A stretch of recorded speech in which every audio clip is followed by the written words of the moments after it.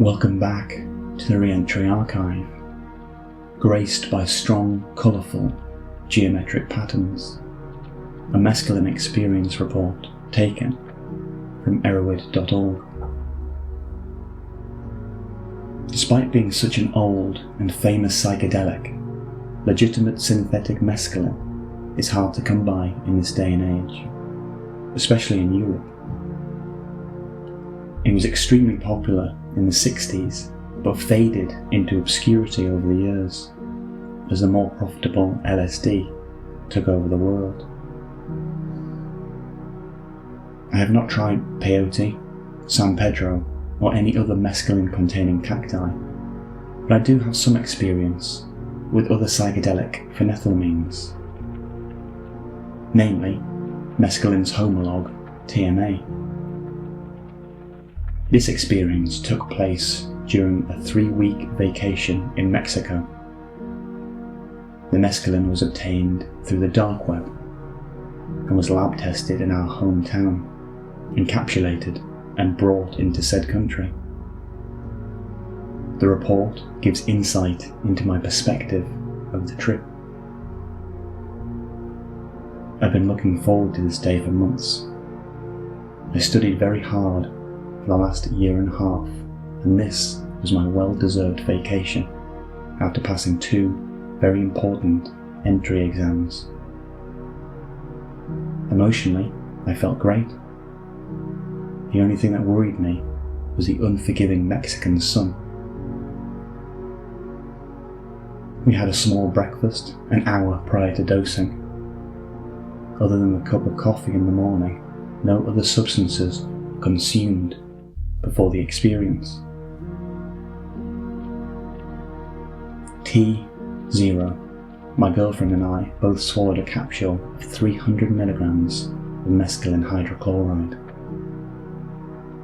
T045. My girlfriend is already feeling sick. I hardly feel anything beside a slight queasiness, light stimulation and muscle tension. T125. My girlfriend is lying on her back and can hardly move because of the nausea. She has a headache and feels dizzy. The temperature is around 32 Celsius and humidity is high. Apart from a few unpleasant burps, I haven't felt much stomach discomfort at all. This is a slow climber, like TMA. T150. My girlfriend's nausea is now subsiding, and the intensity is slowly building. The surfers and the waves look amazing. The ease with which the surfers glide over huge waves is very impressive. Colour enhancement and slight geometric patterns are starting to become visible in the blue sky. The sand also looks much more detailed, and every little grain of sand is clearly visible. T220. The come up is tediously slow and feels a bit tiring. The nausea, dizziness and headache are now completely gone. I still have almost no stomach issues or side effects. Inner unrest is still present, however now mild. The visual effects are manifesting more and more. T305.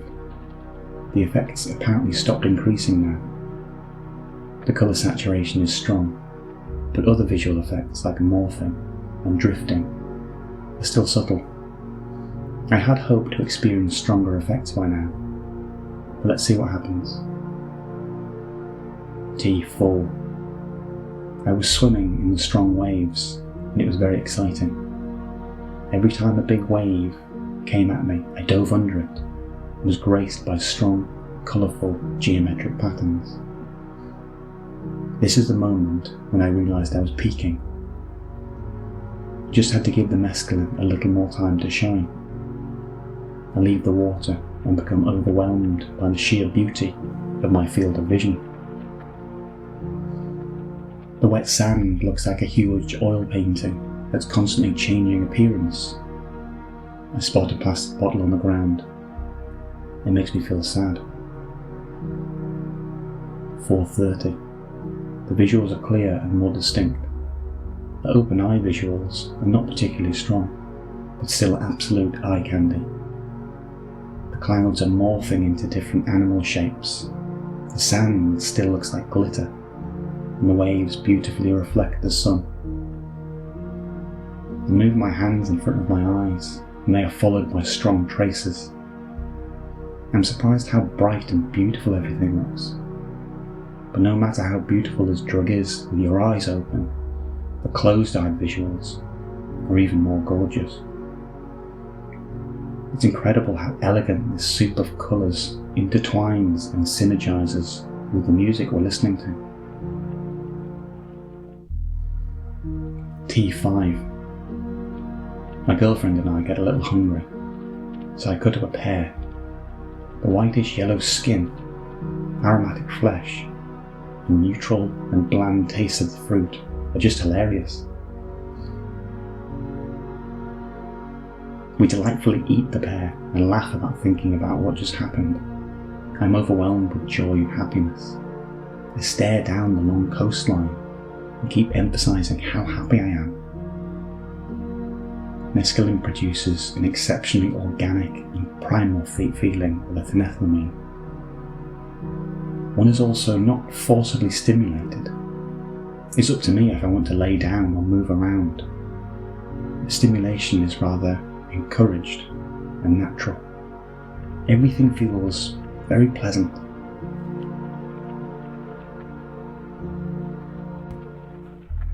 T6. The effects are still growing strong, but it feels like I've reached a comfortable plateau. A bird lands right next to us. Its shimmering purple-black feathers look stunning. It angrily chirps for a minute before flying away. I briefly think about Alexander Shulgin and the hippies of Haight-Ashbury, and how mescaline was once a really popular drug that sort of vanished from the mainstream. It would be really interesting to live in the 60s for a week or two. Synthetic mescaline is an extraordinarily expensive substance, but totally worth the money, in my opinion. The loveliness, tranquility, and smoothness are unparalleled, and are what make this psychedelic so special. Its headspace is barely noticeable at this dose, and yet, to my surprise, the substance feels greatly profound and magical. T7. Although we basically didn't do anything while tripping, the day is glorious. Certainly not the strongest or deepest trip by any means, but for sure one of the most beautiful. I made my way to a nearby mini-market, where I buy some water, beer and nachos in preparation for sunset. Talking to strangers wasn't difficult, but the language barrier made it a bit awkward. After buying the stuff, I returned to our little spot. T8. When coming down off a psychedelic, a small amount of alcohol is usually really nice, so we both open ourselves a can of beer and enjoy the view. I was filled with so much euphoria and gratefulness that this day turned out so well. T9. We drank another beer and looked into the distance as the sun slowly set. Some other people now came onto the rather empty beach to view the spectacle. The effects of the mescaline had decreased over the last 2 hours. The substance lasts all day and has a very gradual and mellow come down. T9:35. The sundown is stunning. I'm nearly moved to tears. It is truly marvellous. The orange sky slowly fades into a dark red as the sun disappears below the horizon. Mexico is a wonderful country, and this backpacking holiday couldn't be any better. Beside the sunburn I caught today, there's really nothing to complain about. This trip turned out to be one of the best I've ever had. T10:15. The sun is gone, and the mescaline has basically run its course. We walk home. We're still very hungry, but decide not to go for dinner. T11. I've developed an annoying headache, as I know from other phenethylamines. It could also stem from dehydration or the heat. T13:30. I'm lying in bed and can hear the sound of the ocean. Nearly 14 hours after intake of the mescaline, it still hasn't completely subsided. I can still see slight closed-eyed visuals, and my head displays matching scenarios to the sounds that I hear. I see waves that go together with the sounds of the sea, and it makes me smile. T14. I fall asleep at around midnight. Conclusion. Mescaline is a wonderful and valuable chemical. You can see why it's a member of Shulgin's magical half a dozen, and why he put so much work into the modification of this molecule. The high price and rarity in mescaline are a shame, but the substance is definitely worth seeking out.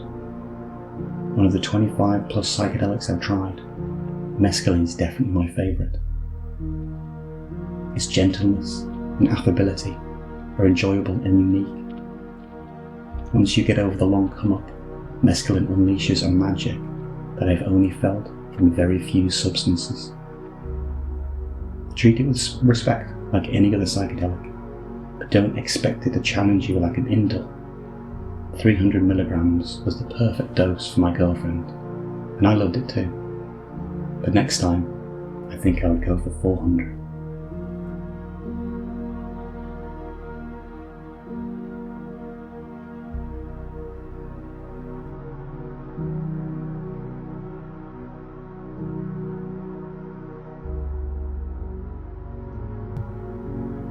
This experience was packed full of symbolism. The moment where the traveller took a second to go into the sea and dive beneath the waves is symbolic in itself. The act of diving beneath the waves is symbolic of delving into the unconscious. The deliberate merging with the ocean has a symbolic tethering to the archetypal oceanic experience, a state which is largely characterised by a oneness with the universe, a dissolution of personal boundaries, and an experience of deep meaning. Diving beneath waves and seeing geometry suggests a baptism into a deeper reality. Later, the traveller and his partner shared several pieces of fruit.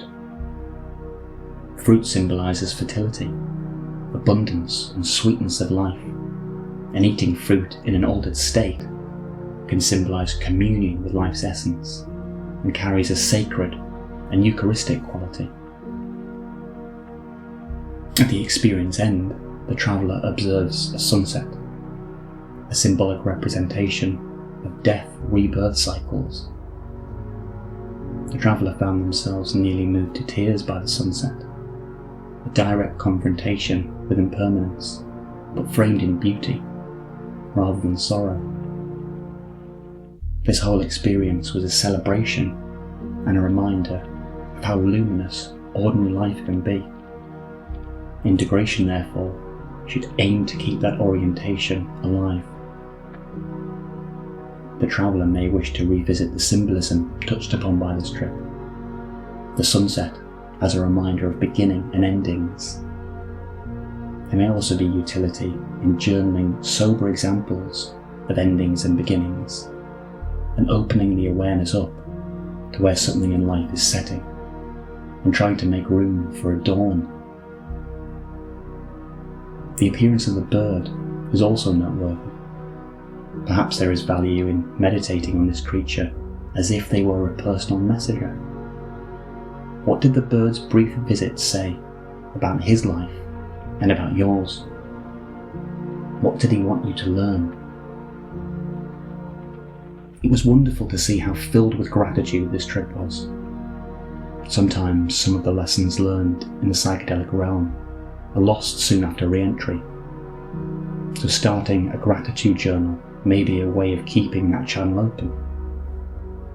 may also be a way to remind you to continue to be grateful for the mundane and the ordinary aspects of everyday life.